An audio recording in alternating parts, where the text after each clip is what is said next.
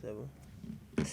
Nous sommes en studio avec Fico, Pierre-Marie. Bonjour. Oui, bonjour monsieur. Merci d'accepter notre invitation. Vous êtes le président du conseil d'administration de la COBEMAG, la coopérative béninoise de matériel agricole. Oui, Une structure basée ici à Parakou. oui. Mais avant de parler de cette structure, dites-nous, la COBEMAG, c'est quoi? La Cobenac, c'est, comme vous venez de le dire, c'est une coopérative béninoise de production de matériel agricole qui est constituée des coopérateurs forgerons, soudeurs et menuisiers. Ceci, c'est l'initiative de certains projets qui datent des années 56 et, enfin, avant 56, Oui. qui a fini par aboutir à la création de cette coopérative en plein air, là, ici à Parakou, non loin de la Sobibra. Mm. Et cette coopérative se trouve sur l'étendue du territoire national, enfin, ou du moins d'Assa à Malanville, sur 24 communes. Donc, la commune produit tout ce qui est matériel agricole, tout ce qui est pièces de machines importées qu'on ne peut plus avoir facilement. Nous produisons aussi quelques pièces d'usine, telles que les usines de Sonapra que vous voyez. On a des systèmes de tuyauterie qui sont souvent commandés en Inde, qui une fois arrivés, durent peut-être 3 mois, 6 mois, mais quand la Coronag les produit, c'est pour 1 an, 2 ans, voire plus. Voilà. Comme dans la vie de toute organisation, la COBEMAG a connu des hauts et des bas. Oui. D'ailleurs, aujourd'hui, on parle de dissolution et de liquidation de la COBEMAG. Comment en est-on arrivé là? Oui, c'est une très longue histoire, mais succinctement, je vais vous dire que l'on parle de la faillite de la Coubemac. La Coubemac n'est pas en faillite. Tout ce qu'on peut dire gaillardement, c'est qu'il y a mauvaise gouvernance. La Coubemac, à ses débuts, recevait des directeurs généraux qui venaient du ministère de l'Agriculture. Parce que nous sommes affiliés à plusieurs ministères, celui de l'artisanat, parce que nous sommes des artisans, mais particulièrement celui de l'agriculture, parce que le matériel que nous produisions, c'est pour les producteurs. Il se fait que le ministère de l'Agriculture nous envoyait des directeurs généraux. La mauvaise gouvernance a fait que, à un moment donné, les coopérateurs se sont révoltés et ils ont décidé de nommer eux-mêmes leurs directeurs. Et ceci s'est passé. Il y a eu des directeurs qui se sont succédés. C'était prévu par les tests? Oui, Mhm. puisque c'est nous qui régissons nos tests. Et à ces changements, le ministre était. Enfin, c'est des événements que j'ai vécu. Je suis coopérateur depuis près de 40 ans, officiellement 29 ans, depuis que j'ai ma carte de membre. Et il se fait que ces directeurs qu'on recrutait dans la ville comme ça, enfin dans la vie des Béninois, pêle-mêle, il y avait toujours cette mauvaise gouvernance. Et à une autre assemblée générale, on a dit bon, nous allons élire les directeurs là parmi les coopérateurs. Oui. C'est encore la catastrophe. Oui. Parce qu'il n'y a pas un minimum de formation, il y a des coopérateurs qui sont devenus directeurs. Nous avons la chance d'avoir le dernier là qui, lui, veut dire, bon, il est bon.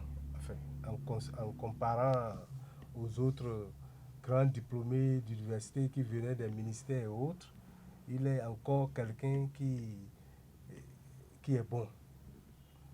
Donc Babio Karim, notre ancien DG, c'est sous lui qu'il a voulu imprimer la rigueur, essayer de corriger, dégager les superflus de recrutement, de trucs fantaisistes, mais il a été bloqué par certaines personnes qui étaient déjà lésées depuis longtemps, parce que je ne sais pourquoi, mais je me suis dit peut-être que l'intéressé était sur une liste et attendait qu'il devienne DG depuis le ministère. Bon, c'est une supposition. Maintenant, il est à la retraite. Mais malgré ça, il se fait qu'il pointe son nez à la Cobemag depuis le ministère parce que certains employés de la Cobemag se sont plaints au tribunal parce qu'ils n'ont pas eu des arriérés de salaire, les impôts sur salaire n'ont pas été payés, leur sécurité sociale. Donc, le tribunal a jugé et conclu en disant, pour voir la solvabilité de la Cobemag, nous vous nommons un administrateur provisoire. L'administrateur provisoire est venu pour un contrat de 2 ans avec une feuille de route. Lui, dans les couloirs, comme ça, on apprend qu'il a fait un chiffre d'affaires de plus de 400 millions. Oui. Il a déposé son rapport.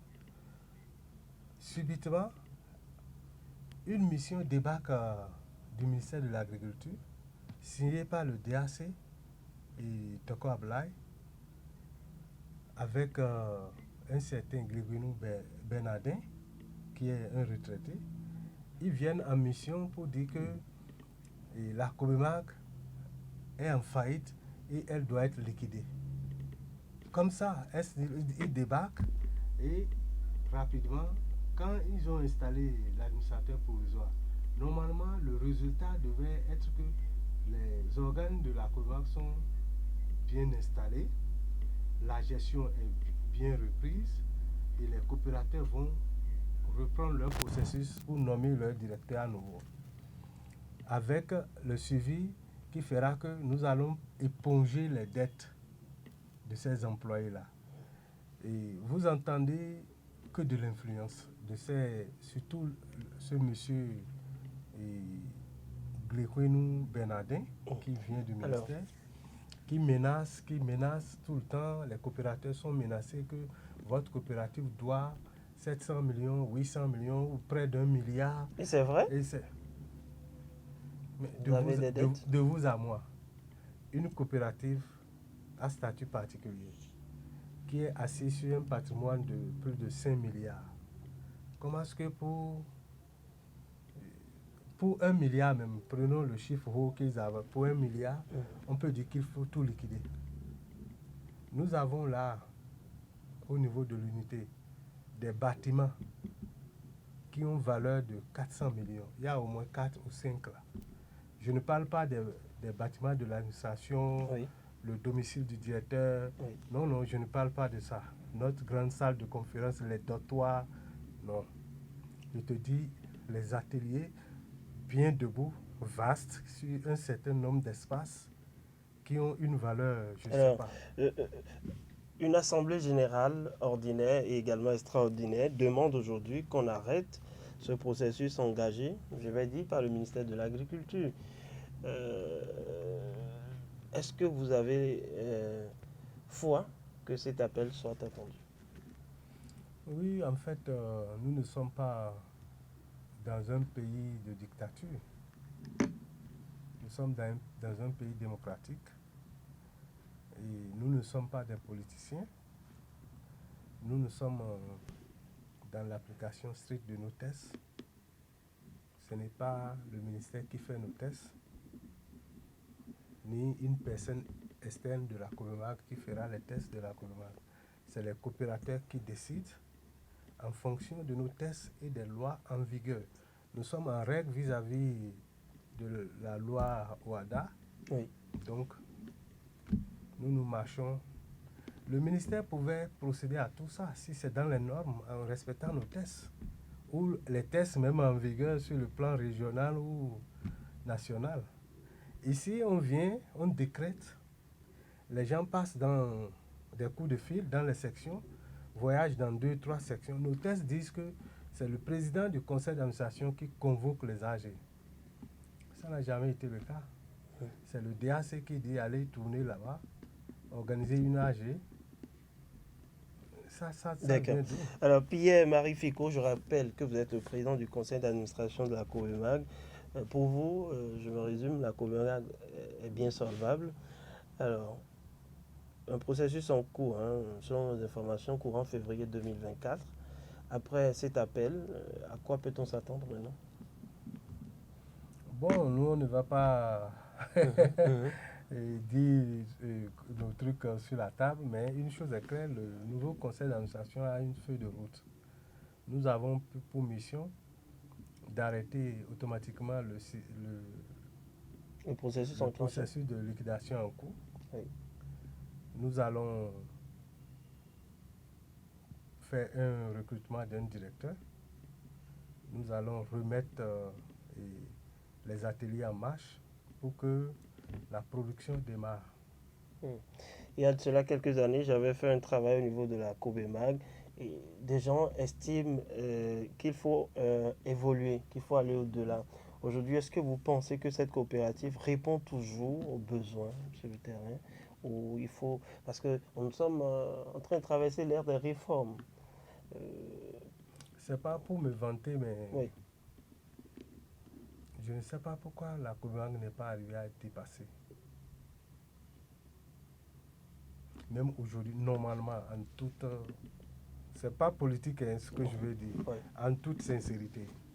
Lorsqu'un gouvernement dit nous allons développer la mécanisation agricole au Bénin, la Cobemag qui est là depuis, quand on est je sais pas, objectif et qu'on est sincère avec ce qu'on dit, qu'est-ce qu'il fallait faire? Il y a plein de bailleurs. Il faut équiper la Cobemag davantage. Bien que nous avons des... Au Bénin, on a une machine, la plus grande au Bénin, c'est à la Cobemag. Il y a 3 au Bénin. Quelles sont ces machines? C'est des machines d'usinage Oui. qui ont valeur de plus de 200 millions. Quand bien même on dit qu'on n'a rien dans la cour. Et les gouvernements précédents sont venus, ils ont monté des ateliers pour dire que les tracteurs... Et on a vu à Ouida, on a vu Sonama, on a vu d'autres. Pêle-mêle, des tracteurs à foison. Bon, c'est de la ferraille qu'on monte. Si vous alignez maintenant 300 camions, vous voyez tout ce que ça fait comme longueur. Et c'est comme ça. Et quand on prend le Bénin, moi quand j'écrivais mon mémoire en 1994, Oui. j'ai fait les recherches. Sakalafi a été préfet de la Takora. Mais il y avait un monsieur Todome Philippe de Cadet qui a travaillé avec moi. Oui. Là, il n'y avait pas le portable. Et la lettre quittait j'ai étudié à Hambourg. Oui. La lettre quitte là un mois avant qu'ils vont... Je suis descendu, j'ai fait les études sur le terrain. Mais on a trouvé qu'il y avait en ce moment plus de 63 500 exploitations agricoles dans la Takora. Mais moins de 3 000 disposaient de charrues. On ne peut pas dire que c'est les tracteurs qui vont remplacer, par exemple, rien que dans la Takora. Combien de personnes dans une commune peuvent payer un tracteur? Même si on avait, comment dit-on, 100 par commune. D'accord. Et ceux qui utilisent les charrues. Oh. La traction animale, elle est écologique, économique et familièrement bénéfique pour une culture bio parce que l'animal produit de l'engrais. Alors, qu'est-ce qu'on veut? Vivre bien ou tous riches pour tomber malade? Et protéger aussi l'environnement. Exactement. Voilà. Alors aujourd'hui, on parle de votre feuille de route. Il y a eu des dettes de la Cobemag 2015 à aujourd'hui que vous devez prendre en compte, mener des actions aussi au niveau de la justice. Comment vous comptez y arriver? Non, vous voyez, la Cobemag fonctionne de manière organisée. Quand je prends par exemple les fonds, pour décaisser les sous au niveau de la Cobemag, il y a la co-signature. Lorsqu'ils sont venus installer ce liquidateur, il vient, il se dirige vers les banques, il arrête les signatures sans les co-signataires. Je ne sais pas comment, avec la banque, ils se sont entendus. Il est l'unique signataire. C'est lui qui fait les dépenses. C'est lui qui, c'est-à-dire, c'est devenu sa propriété privée. Il débarque dans les sections où il y a des domaines que les coopératives, parce que la Cobemag, c'est un ensemble de plusieurs petites coopératives dans les communes. Et arrivé au niveau de la commune, les coopérateurs négociaient à leur mairie, enfin c'était des districts, et on leur donnait un domaine. Et comme ils ne peuvent pas prendre les documents chez les coopérateurs, ils vont à la police, ils font une déclaration de perte. C'est le liquidateur là qui fait ça. Il s'appelle Draman, Alassane Draman. Il arrive là, qu'est-ce qu'il fait? Déclaration de perte. Quelques jours après, il débarque avec les géomètres, ils font les levées. C'est-à-dire, même les gens sont dans leur atelier clôturé, on vient mesurer à nouveau, ils seront là, on va vous dire qu'on a vendu votre atelier. Donc, c'est vraiment... Donc, c'est ce qui fera que si on arrête, on ne peut pas arrêter un processus, même si on a tous les droits, sans faire ça légalement. Il faut faire avec respect, avec finesse et beauté. D'accord. Nous sommes pratiquement à la fin de cet entretien. Vous avez un appel? Juste ce que je veux dire, on ne peut pas dire que la Cogebanque ne peut pas payer ses dettes.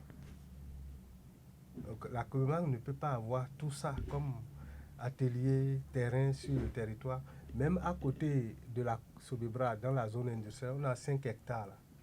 Comme tout bon vivant, même si vous avez des problèmes, vous, monsieur le journaliste. On ne le souhaite pas. Oui, ce n'est pas un souhait. Je prends un exemple. Mais vous allez dire, bon, si j'ai un problème. Non, pas vous, peut-être je regarde autour de moi et je dis, ah, écoutez les gars, on m'assomme, on me dit de payer la dette là. Ah, oui. Je vends d'abord ma moto ou ma télé, je règle ça et je respire. Après, si je gagne davantage, je pourrais payer peut-être, pas une moto, mais un véhicule. Non, tout est possible. Donc, on peut réfléchir comme ça. Ici, on a des gens au Bénin, des cadres âgés, qui ont travaillé, qui ont censé avoir l'expérience, qui sont à la retraite, qu'on appelle parce qu'ils ont collaboré avec la Cogebanque sur des années. Ils ne peuvent même pas concevoir un plan de développement pour relever la Cogebanque afin que l'agriculture familiale puisse bénéficier de l'extraction animale.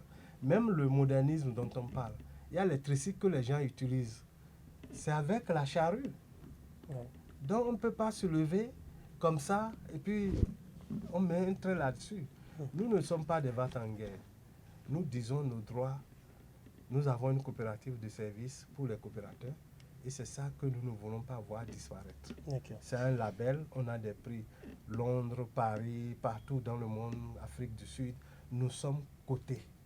Pourquoi brader? Ce qui est sûr, nous on a joué notre rôle de vous recevoir, Fico Pierre Marie, pour comprendre un peu cette situation au niveau donc de la coopérative béninoise de matériel agricole, Covemag, une structure vieille de plusieurs dizaines d'années. Je suis coopérateur aussi, oui. Producteur de machines. Oui, vous l'avez dit. Vous l'avez dit. Voilà. Et vous avez aussi connu l'Allemagne. D'accord. Allez, merci à vous. Merci. Ce sera tout. Merci de nous avoir suivis, chers téléspectateurs et chers auditeurs.